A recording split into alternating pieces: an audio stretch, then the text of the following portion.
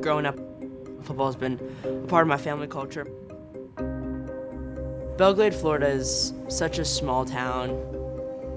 Muck City, there's not much there. Low socioeconomic area, and growing up, the only way a lot of people made it out was through sports, specifically football. That's how we were brought up. Football is kind of like the savior of the area. The love definitely sparked when me and my sister would be on the sidelines of the field, just playing football, playing catch. She was always there with me and I was always there with her, and it just sparked something special in both of our eyes. We're witnessing a barrier breaker, the first female grad assistant in Big Ten and Power 5 college football history. That is Milan Bolden-Morris. I never knew she wanted to get into football at this magnitude. I'd always thought she was going to become like a basketball coach somewhere, maybe a GA for Georgetown. Once I got to Georgetown, to get a little pocket money, I trained some kids in basketball and coached Little League flag football. It became something I fell in love with.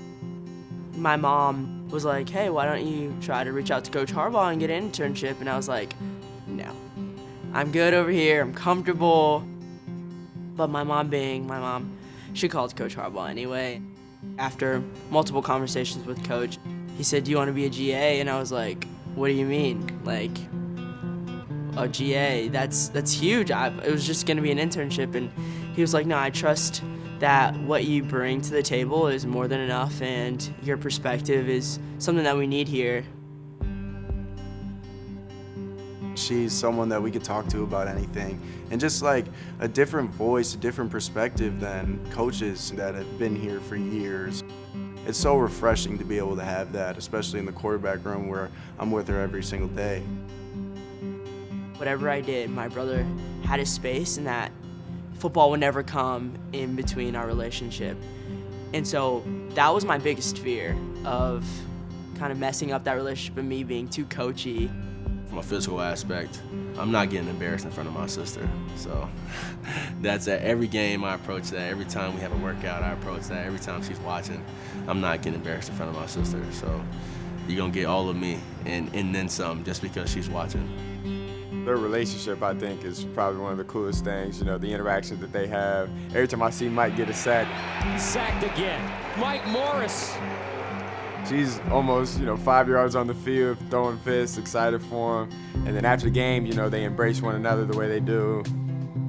I always tell her every time she thinks it's hard or she struggles with it, I'm like, you're not necessarily doing this for yourself. This is for the next generation of female coaches who aspire to be like you. There's a quote that I read that I tried to live by, and it's, you plant trees that you never see grow. And it's that girl, that boy watching me that I may never meet, that is inspired by something that I'm doing. I'm motivating them to have faith in whatever it is that they want to do.